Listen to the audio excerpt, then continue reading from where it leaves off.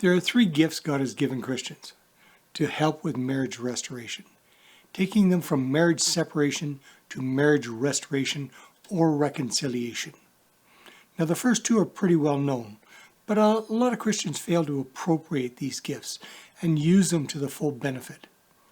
And the third one, it's not as well known, but it's a major factor in Christians being able to save their marriage. And in today's video, I'll be touching on all three and how you can use them to help restore your marriage by showing you how I use them to help my marriage. My name is John Mackenzie, and this is Kingdom Principles, where we help Christians going through marriage separation, to help them go through all the stuff they need to tackle and deal with while they're going through their separation. We want to help them get to a point where they have the major situations that they're going through in their separation dealt with, so that if they want to save their marriage, then they can tackle their goal of marriage restoration. So in these next videos, we'll be focusing on marriage restoration and all the things you can do to help facilitate the restoration of your marriage. Also, at the end of this video will be access to a marriage separation to restoration quiz. And if you find this video helpful, please like, subscribe, and share it with others. The first of these gifts is the gift of the Holy Spirit and the guidance and direction you can get from Him. The Holy Spirit is a gift that God gives you when you become a Christian. It's one of the promises in the Bible.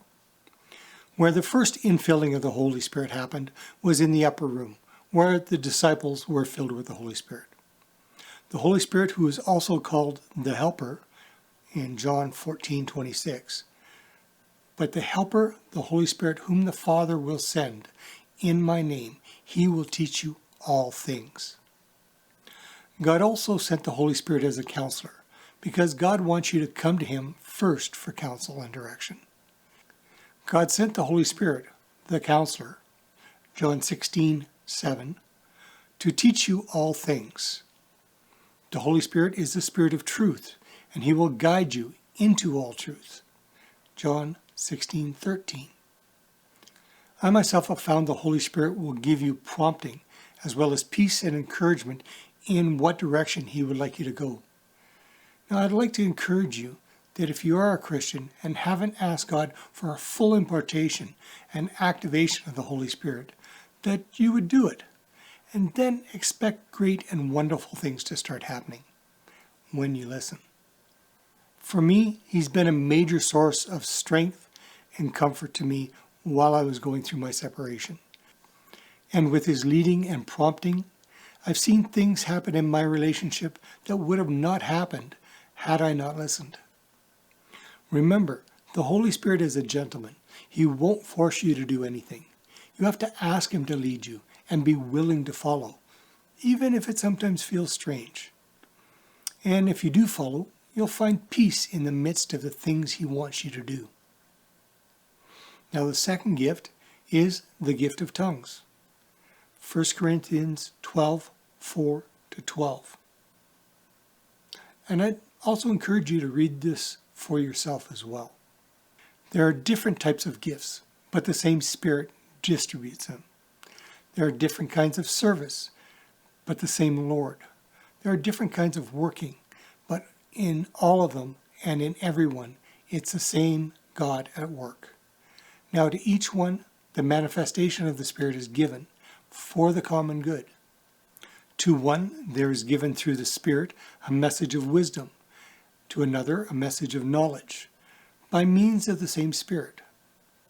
To another, faith by the same Spirit. To another, gifts of healing by that one Spirit. To another, miraculous powers. To another, prophecy. To another, distinguishing between spirits. To another, speaking in different kinds of tongues. And to still another, the interpretation of tongues. All of these are work of one and the same Spirit, and He distributes them to each one as He determines. This is 1 Corinthians 12:4-12. Now, because there's 4 different versions of tongues mentioned in the Bible, there is sometimes a great misunderstanding about the gift of tongues. So if you'd like a really great explanation of it, I'd encourage you to look up the John Bevere video, Do Not Forbid Speaking in Tongues. For myself, the gift of tongues has been such a blessing in regards to my marriage separation. And because I've used it, I've seen God work miracles, especially in my family, in response to my praying for them in tongues, even when they were not around. This is one of the 2 reasons that my marriage did not end up in divorce, but allowed my wife and my family to see changes in me to the point she said, divorce is now no longer an option. We are going to work it out. The 3rd reason is one that a lot of Christians don't know about, understand, or know how to put it into place, and that is the courts of heaven. A lot of us grew up in the church being taught about spiritual warfare as taking place on a battlefield. And a lot of Christians contend on that battlefield for their marriage and their family, and wonder why, even with all their praying, nothing changes. The thing is that if you study the Bible closely, you'll realize that in the Bible, all the contending and struggling is done in a spiritual courtroom. And that until you have legally revoked the rights of the enemy and have the charges he has brought against you in his legal case before God dismissed by the blood of Jesus, all your efforts on the battlefield may be of little or no effect. I learned about the courts of heaven from Robert Henderson, and I took what I learned from his teaching on what God taught him to do in regards to freeing his one son from depression. He also had another son who was in a really bad situation where they had expected him to end up dead any day. And he also used the courts of heaven to have that son's situation change and have him also come back to God. So I put these principles into practice and used them in taking my family and my marriage before the courts of heaven to get the legal rights the enemy was using to destroy my marriage revoked and annulled, and to get a decision from the courts on my behalf and on behalf of my family and my marriage. And I've seen miracles take place in my family because of it. From going from almost certain divorce to my wife wanting to work it out, my kids not wanting to be anywhere near me, to us doing things together now. I thank God for His Holy Spirit and the Holy Spirit unlocking the gift of tongues in me again, as well as leading me to the training on the courts of heaven. The courts of heaven is not a method of prayer. It's a dimension of the Spirit. But there are procedures and decorum and respect that should be shown the same as if you were attending an earthly court. Now, I will get into the courts of heaven and how to access them in regards to your marriage situation in future videos.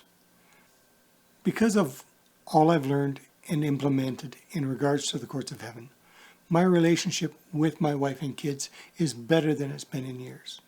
And I give God the glory for this. Now, there's something I'd like to do for you today. It's an additional type of help that I want to make available to you. So I'm going to leave a link to a marriage separation to restoration quiz in the description. And I'm hoping it helps you figure out some of the stumbling blocks that you're coming up against and what you need to focus on first to overcome them. So if this has been helpful to you, please like and subscribe, and also leave a comment about how this has helped you. Also, please share with any friends you figure might need this. And enjoy these links to our other videos.